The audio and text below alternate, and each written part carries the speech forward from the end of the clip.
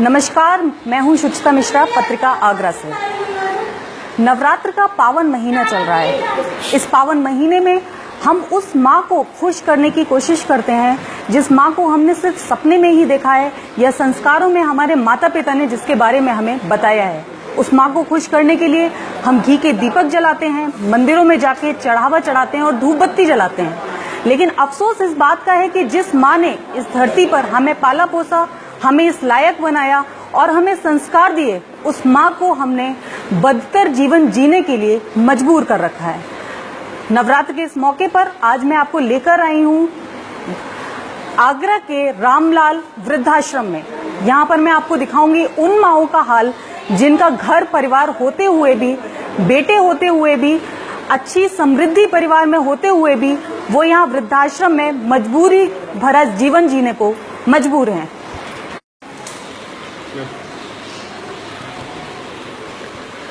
सबसे पहले हम बात करते हैं आगरा की कमला नगर की नीलम मिश्रा से।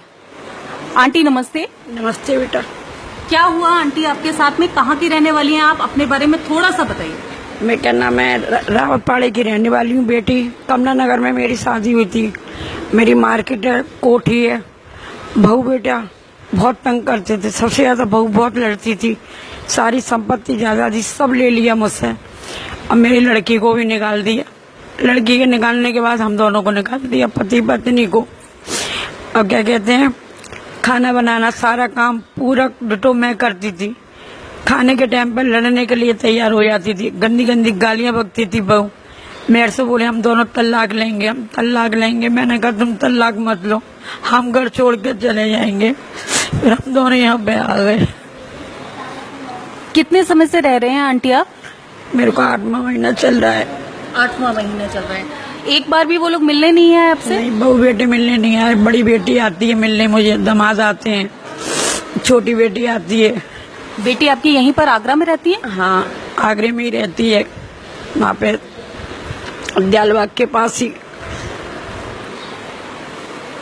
इसके बाद हम आपको मिलाते हैं एक ऐसी माँ से जो एक महीना गुरुद्वारे में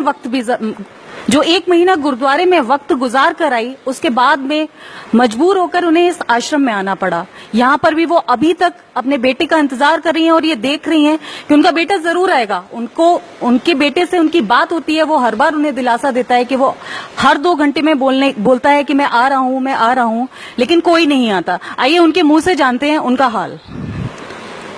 आंटी, क्या नाम है आपका? Aunty please.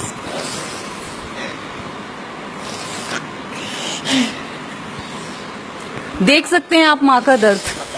बोलने में भी माँ को कितनी परेशानी हो रही है।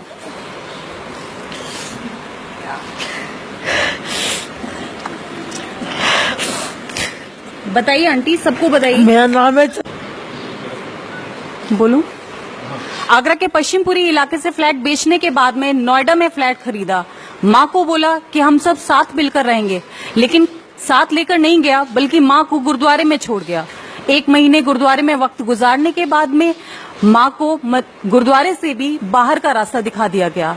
मजबूर होकर ये माँ रामलाल वृद्धाश्रम में आई है। रामलाल वृद्धाश्रम में आकर के इन्होंने बेटे से कई बार संपर्क किया। हर बार यही दिलासा मिला कि थोड़ी देर में लेने के लिए आ रहा हूँ, लेकिन अब तक इनका बेटा यहाँ नहीं आया है।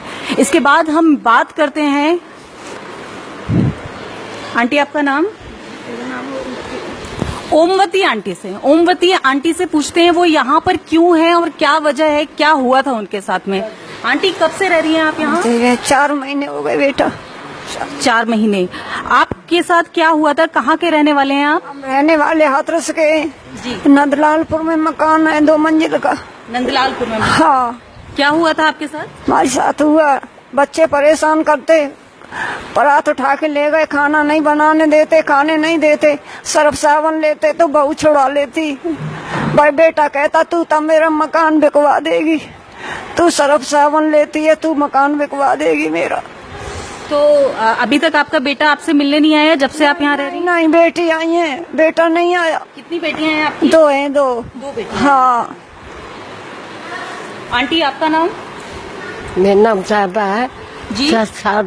शारदा। हाँ आंटी आप कब से रह रही हैं यहाँ पर? वो 3 महीना है 3 महीने हो गए। आप क्यों आए थे यहाँ पर, क्या हो गया था? ये ऐसा हो गया कि 2 महीने से मैं बड़े लड़के के पास थी। जी वो छोटी बहू ने कही कि बड़े को जरा रहे करो मम्मी, जी तो मैं देखूं जाके रखे को का नहीं रखे। जी तो वो दोनों दारू पीता है, तो दोनों में लड़ाई हुई। जी तो 2 एक औरतें बोली ये बच्चा ना रही, कैसा मार रहा हूँ, बहुत बुरे तरह मार रहा हूँ। तो मैं उसे बचाने चली गई। तो वो मुझसे बोला कि हट जाओ तुम, तो मैं जाए मार डाले को। जी। सुई मैंने उठा के मेरा चांटा मारा। बेटे ने आपको चांटा मारा? हाँ, सुई में दूसरे यहाँ भागी आई। बेटे ने चांटा मारा, मजबूर होकर माँ को घर छोड़ना पड़ा। आंटी आप कहाँ से आई हैं? मैं मथुरा से। मथुरा से आई हैं। क्या हुआ था आपके साथ, आप यहाँ कैसे आई? आपके साथ में ऐसा हुआ कि जैसे हमारे वो बीमार थे, जी तो उसने आपने लेकर आ गए थे। हाँ यहाँ पे बीएससी कॉलेज में जी। वो लेके आ गए थे। फिर उसने जो साल भर हो गई वो खत्म हो गए।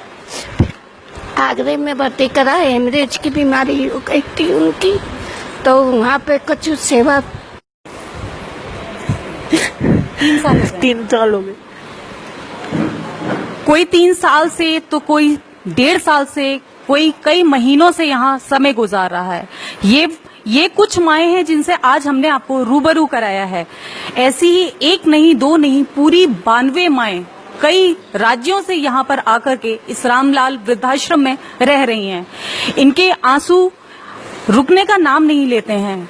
इस नवरात्र के इस मौके पर आपको ये इन माओं से मिलाने का हमारा उद्देश्य सिर्फ इतना था कि देवी माँ को प्रसन्न करने के बहुत तरीके आपने आजमाए हैं। वो तरीके भी शायद आपको इन माओं ने ही संस्कार में सिखाए होंगे।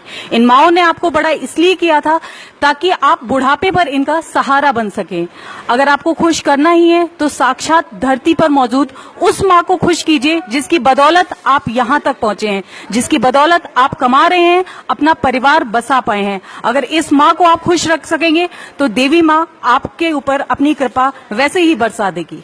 नमस्कार।